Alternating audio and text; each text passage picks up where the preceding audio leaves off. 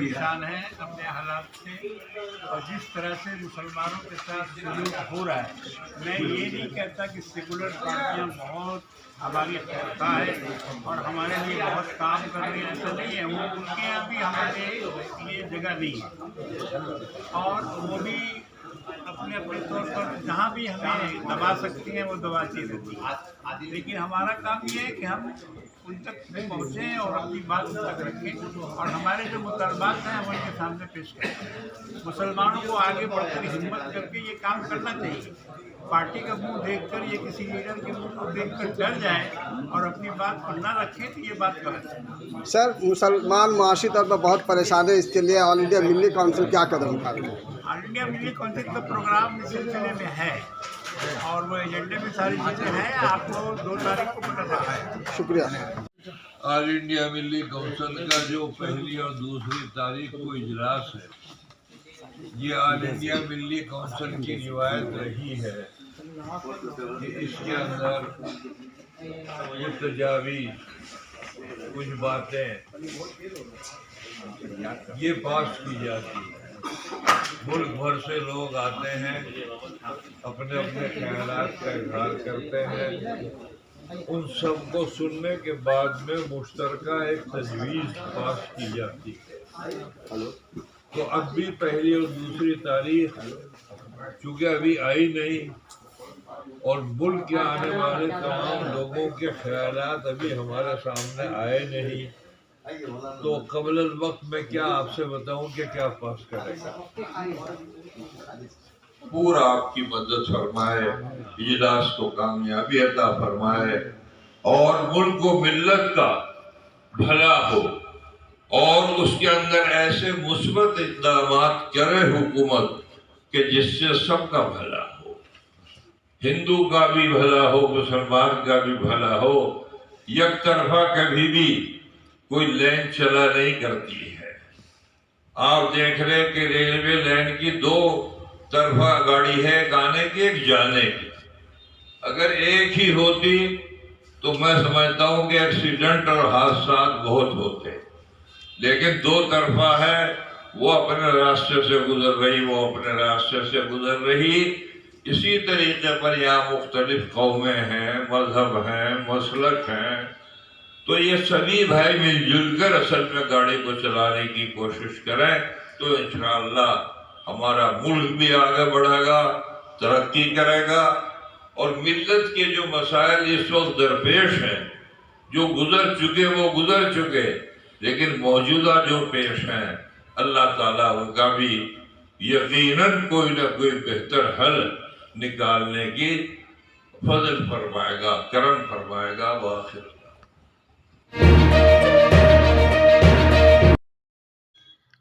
All India मिल्ली council के 23वां सालाना मीटिंग इंशाअल्लाह 1 फरवरी और 2 फरवरी को कोलकाता के आइवरी होटल इन में रखा गया है। इस मौके पर न सिर्फ कोलकाता बल्कि हिंदुस्तान के तमाम रियासतों से मिल्ली काउंसिल ही नहीं बल्कि जमात उलमा हिंद, अहले हदीस और दिगर तंजीम के रहबरान और रहनुमा तशरीफ़ लाएंगे और वो अपनी बातें रखेंगे। चूँकि हिंदुस्तान के हालात जो इन दिनों हैं वो बहुत ही नासाज है, ऐसे में मुसलमानों के तहफ़्फ़ुज़ के और उनकी बका के लिए मिल्ली काउंसिल हमेशा आवाज़ उठाती रही है। इस बार भी वो इस मौके पर आवाज़ उठाएगी कि हिंदुस्तान के मुसलमानों को सिक्योरिटी चाहिए और उन्हें अमन व अमान से यहाँ रहने दिया जाए। आइए हम सुनते हैं कि उलमा इकराम ने क्या कुछ कहा।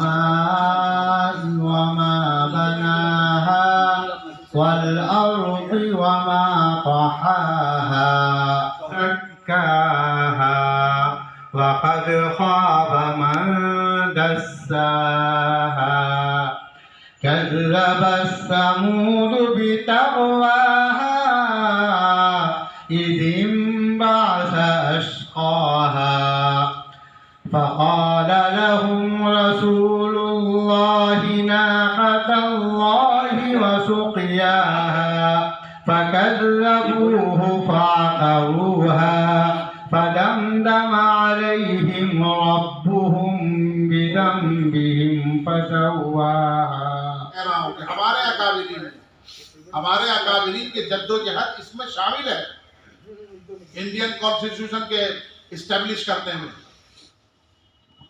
और संविधान को जो है लागू करने में वो उनकी भी मेहनतें शामिल हैं।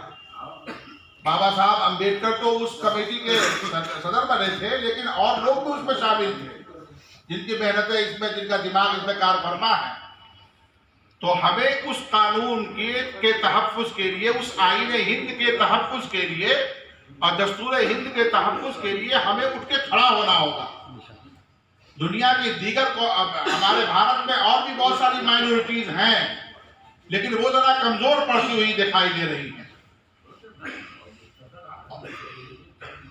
किसानों का मामला चल रहा है, और भी दीगर माइनॉरिटीज का मामला चल रहा है, सिखों का मामला चल रहा है, बहुत सारी कम्युनिटीज का मामला चल रहा है, दलितों का मामला चल रहा है, उनके रिजर्वेशन का मसला चल रहा है, बहुत सारे मसाइल हैं, इश्यूज हैं भारत के अंदर। लेकिन हम ये देख रहे हैं कि सारे लोग आईन हिंद के तहफ़्फ़ुज़ में जरा कमजोर पड़ते चले जा रहे हैं। हत्ता कि हमारा जो नेशनल पॉलिटिकल जो फिगर्स हैं हमारे भारत के अंदर, जो बहुत ही रिप्यूटेड और मशहूर है, वगैरह की बात कर रहा हूं, और उसके जो साथी लोग हैं, ये हजरात भी हमें आईन हिंद के तहफ़्फ़ुज़ में फेलियर होते हुए दिखाई दे रहे हैं, मुझे कहने दिया जाए। तो अब ऐसी सूरत में जिस तरह से हिंदुस्तान की आज़ादी के लिए जिस तरह से मुसलमानों को कायदाना रोल अदा करना पड़ा था, अब एक बार फिर से वही कायदाना रोल अदा करने के लिए हमें कदम से कदम मिलाकर और तमाम बिरादरान वतन को साथ लेकर के हमें कायदाना रोल अदा करते हुए हमें जो है निकल कर मैदान में आईन हिंद को महफूज करने के लिए, इसको रीस्टैब्लिश करने के लिए, और इसको दुश्मनों के पंजे से बचाने के लिए, खूनी पंजे से बचाने के लिए हमको निकलना होगा और मेहनत करनी होगी इंशाअल्लाह। रिश्ता है हमारा, एक जज्बाती रिश्ता है, हम यही जीना और मरना चाहते हैं, और इसी मिट्टी की हिफाजत में हम अपनी मेहनतों को कुर्बान करना चाहते हैं, अपने जान का नजराना पेश करना चाहते हैं। तो हमें इसके तहफ़्फ़ुज़ के सिलसिले में हर तरह की मेहनत। अब मैं ऑल इंडिया मिल्ली काउंसिल के कौमी नायब सदर हज़रत मौलाना काजी फजलुर रहमान साहब से गुजारिश करता हूँ कि आप अपनी बात। नहमदुहु व नुसल्ली अला रसूलिल करीम, अम्मा बाद। सबसे पहले मैं अपने कौमी सदर हज़रत मौलाना अब्दुल्ला कुद्दुसी साहब दामत बरकातुहू मुआलिया का शहर कलकत्ता में अपनी तरफ से और तमाम अहलियान की तरफ से इस्तकबाल करता हूँ, और इस मजलिस में इतनी दूर दराज से हज़रत इस पीराना साली में शिरकत के लिए तशरीफ़ लाए हैं, इनका बहुत बहुत शुक्रिया। इन्होंने हम कलकत्ते वालों को इस लायक समझा और सफ़र की परेशानियां उठाकर हज़रत तशरीफ़ लाए। अब हम हज़रत के फयूज़ व बरक़ात से मुस्तकिल तौर पर महजूज होंगे। अगरचे हज़रत की आमद चंद दिनों कबल हो चुकी है, मगर आज की इस प्रेस कॉन्फ्रेंस में जो ऑल इंडिया मिल्ली काउंसिल मगरबी बंगाल की तरफ से बुलाई गई है, हज़रत ने इसमें खुसूसी शिरकत फरमाई है, और प्रेस से बराह रास्त हज़रत खिताब फरमाएंगे। मिल्ली काउंसिल के मकासद, इसकी रवायात और आइंदा के जो प्रोग्राम हैं, लाहे अमल है, वो हम सबों को बतलाएंगे, और इंशाअल्लाह उनकी हिदायत के मुताबिक ऑल इंडिया मिली काउंसिल मगरबी बंगाल का अमल होगा। यहाँ के जितने भी अरकान हैं और अभी तशरीफ़ लाए हुए मौजूदा तमाम हज़रात हैं, तो हज़रत की हिदायत से हम मुस्तफ़ीद होंगे इंशाअल्लाह।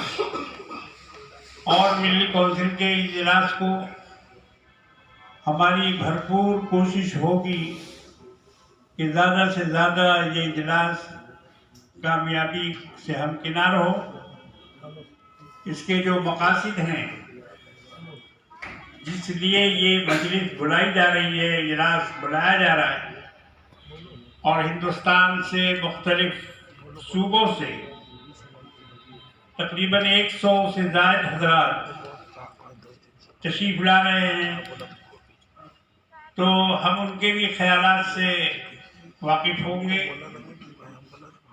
और उनकी जो बैठकें होंगी, जो इजलास होंगे मजलिस आमला के, मजलिस तासीसी और दीगर 2 दिन के अंदर जो इजलास होंगे, इंशाअल्लाह ताला हम तमाम लोग अहले कलकत्ता बल्कि पूरे मगरबी बंगाल के अवाम उससे मुस्तफ़ीद होंगे और अपने लिए एक मीनार रोशनी का इंतखाब करेंगे कि हमें इन्हीं राहों पर चलना है और इसी पर हमें कदम पे कदम आगे बढ़ते रहना है। मैं हज़रत के बहुत ही इस्तकबाल के साथ आप तमाम हज़रात का भी इस्तकबाल करता हूँ कि आपने आज के इस प्रेस कॉन्फ्रेंस में शिरकत फरमाई कि इस इजलास से हमें भी फ़ायदा हो और हिंदुस्तान में रहने वाले एक एक लोगों को फ़ायदा हो। अल्हम्दुलिल्लाह बहुत सारे काम अल्हम्दुलिल्लाह आगे बढ़ चुका फरमाया। ने जो यकसा सिविल कोड पास किया है, ये एक सूबाई हुकूमत का काम है, ये ऑल इंडिया मुल्क का काम नहीं है। अभी मुल्क का जो ढांचा है, क्या अंदाज इख्तियार किया जाएगा पूरे मुल्क में, वो हर सूबे में होगा या कुछ सूबों में होगा, अभी उसको हम नहीं कह सकते। हाँ, ये ज़रूर है कि उत्तराखंड के अंदर वो बिल पास हो चुका है और उन्होंने नाफिज कर दिया है। हम उसकी पुरजोर मजम्मत करते हैं। ये हक उनको हासिल नहीं था उत्तराखंड को कि इस तरमीमी बिल को तनहा पास करे। उसको तो मरकज का, सेंटर का इंतजार करना चाहिए था। सेंटर क्या फैसला करेगा, सेंटर जो फैसला करेगा, पास करेगा या पास उसने किया है पेश करेगा, उसका इंतजार करना चाहिए। तो उत्तराखंड के बारे में इंडिया के लोग यहाँ मौजूद हैं, मैं उनका तहे दिल से शुक्रिया अदा करना चाहूँगा कि बहुत शॉर्ट टाइम में भी आप लोग यहाँ पर आए। और आज ये मकसद हम लोगों का ये है कि 23वीं इजलास होने जा रहा है ऑल इंडिया मिली काउंसिल का, और ये मकसद आज ये इजलास और ये प्रेस कॉन्फ्रेंस बुलाने का मकसद हम लोगों का ये था कि आप लोगों के ज़रिए तमाम कलकत्ते वाले और बंगाल और हिंदुस्तान में ये मैसेज को पहुंचाना है, और ये मैसेज आपके ज़रिए पहुंचेगा। और आप लोगों की भी ये जिम्मेदारी, जिस तरह से अभी हमारे बहुत सारे मुकर्रर, बहुत सारे लोग यहाँ अभी कह रहे थे कि हम लोगों की जिम्मेदारी है, हम लोगों की जिम्मेदारी से ज़्यादा आप लोगों की भी जिम्मेदारी है कि कौम के साथ और मिल्लत के साथ में जो हो रहा है, ये आप लोग और ज़्यादा से ज़्यादा लोगों तक पहुँचाएँ और किस तरह से इसे रोका जाए, ये भी आप लोगों की जिम्मेदारी है कि इसे किस तरह से रोका जाए और किस तरह से और लोगों तक फैलाया जाए।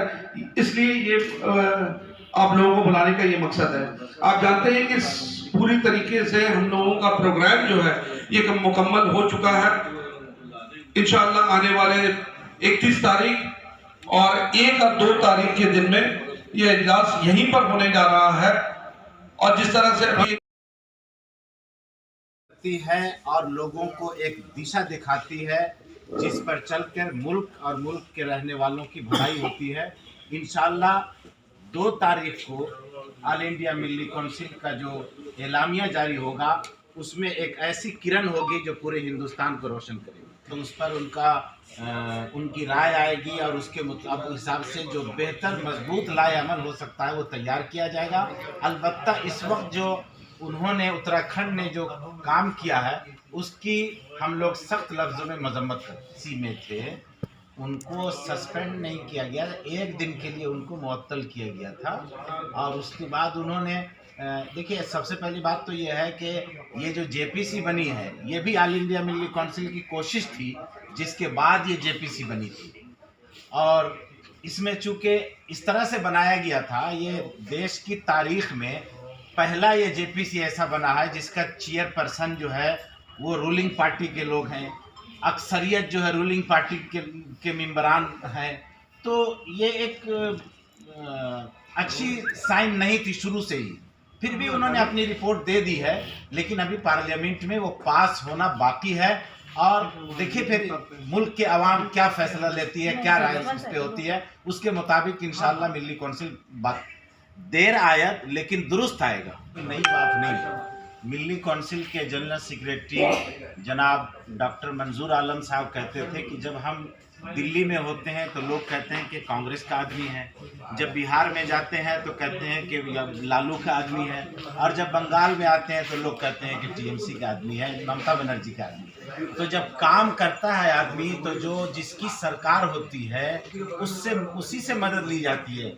जाहिर सी बात है, हम बड़ा इजलास करेंगे, मीटिंग करेंगे तो उनसे परमिशन लेना होगा। तो साहब, कब तक मुसलमान किसी सियासी पार्टी या किसी सियासी लीडर के सहारे अपने मसले उनकी कश्ती के द्वारा पार करने की कोशिश कर? मुसलमान अपना कोई लीडर या कोई अपना नुमाइंदा पार्लियामेंट तक भेजेगा? देखिए, मुसलमान किसी पार्टी के सहारे नहीं है, मुसलमान हमेशा अल्लाह के सहारे। लेकिन देखा तो ये जाता है ग्राउंड रियलिटी में। एक बात समझ लीजिए कि हम किसी पार्टी के सहारे या मुसलमान किसी पार्टी के सहारे नहीं है। सारे पार्टी का रंग अलग जरूर है लेकिन सोच एक है। अब यह है कि उसमें कुछ हमारे लिए सॉफ्ट कॉर्नर रखते हैं तो हम उनके साथ रहते हैं, लेकिन हम तो ये कह सकते हैं कि भाई अभी जो हालात हैं तो हालात में किसी न किसी के साथ तो ही चलना पड़ेगा। आपके पास तो एक फिरका परस्त लोग हैं और एक जो है फिरका परस्त नहीं है बजाय। 27% की आबादी वाला एक पॉपुलेशन इस तरह की बातें क्या लगता है कि जस्टिफाई करता है इस पूरे मामले? मुसलमान 27% है देश में, 27% मुसलमान है। देखिए, मुसलमान यहाँ बंगाल ने पैदा किया है और इंशाअल्लाह मुसलमान अपने उसूल और सिस्टम से मुसलमान जिंदा कौम है, तो जिंदा कौम के रास्ते में रुकावट आती है, इम्तिहान से गुजरना पड़ता है और यही कौम है जिसका वजीफा पढ़ के कोई भी सरकार में और पावर में आती है। देखिए, हम लोग की कोशिश है, उनको दावत दिया है और उनका कंफर्मेशन आ जाएगा तो हम उनका इस्तेमाल करेंगे, यकीनन हम बुलाएंगे और अपनी बात रखेंगे उनके सामने। मीटिंग थी या फिर आई वॉच था वहाँ पर लोगों को आपने धूल झोंकने की काम की है? जिनका जो काम है वो अहले सियासत जाने, मेरा पैगाम मोहब्बत है जहाँ तक पहुँचे, उनके दिल में क्या था वो हम नहीं जानते हैं। हमारा जो मामला था हमने जेपीसी के सामने ऑल इंडिया मिलिट्री काउंसिल ने रखा और बहुत मजबूत अंदाज में रखा।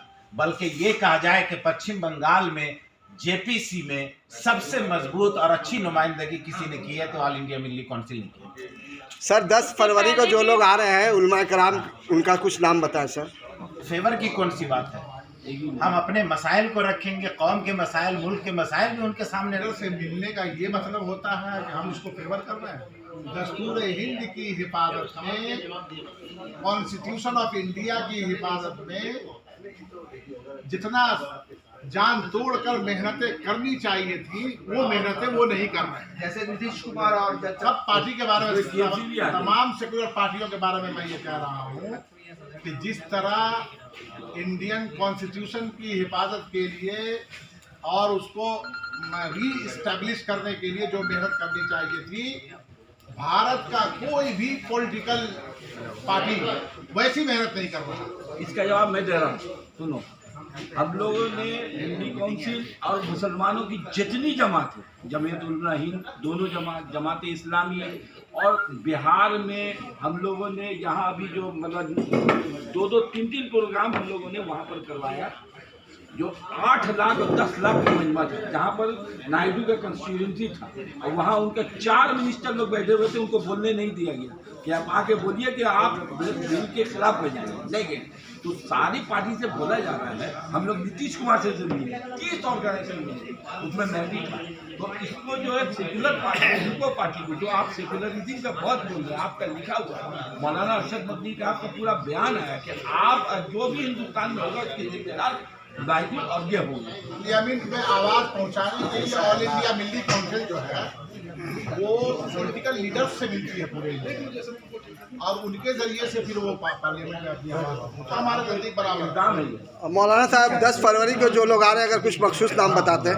उसमें हज़रत मौलाना खालिद सैफुल्लाह रहमानी साहब हैं, मौलाना उबैदुल्ला खालिद साहब हैं,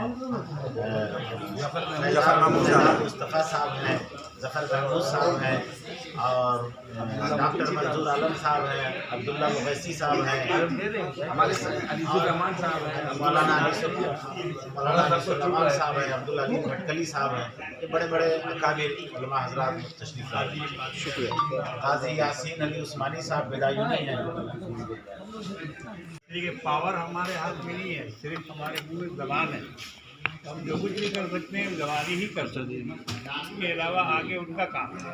वोट हमारे हाथ में वोट है, लेकिन हर वोटर को तो हम मुतासिर नहीं कर सकते हैं ना। वोटर अपनी अपनी मर्जी से वोट देते हैं, जिसके दिल में आता है वो वोट देता है, जिसके दिल में नहीं आता है वो नहीं वोट देता है।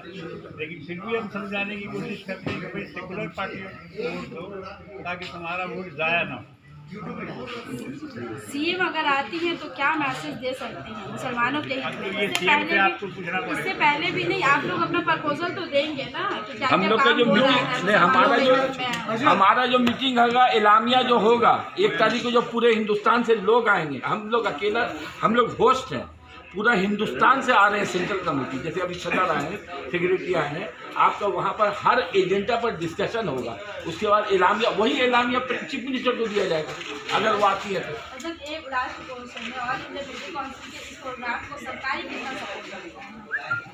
ये सरकार से पूछिए, हमसे क्यों पूछेंगे? हमको सरकारी सपोर्ट की कोई ज़रूरत भी नहीं है, क्योंकि हम मिल्ली काउंसिल जो है वो मिल्लत को लेके चल रही है, सरकार को लेके नहीं। अब ये अलग बात है कि मिल्लत के मसाइल को हम सरकार तक पहुँचाने की कोशिश करेंगे। कितने मुसलमानों का आने का इंतजाम है? बड़ी तादाद में लोग आएंगे इंशाल्लाह। उम्मीद तो ये है कि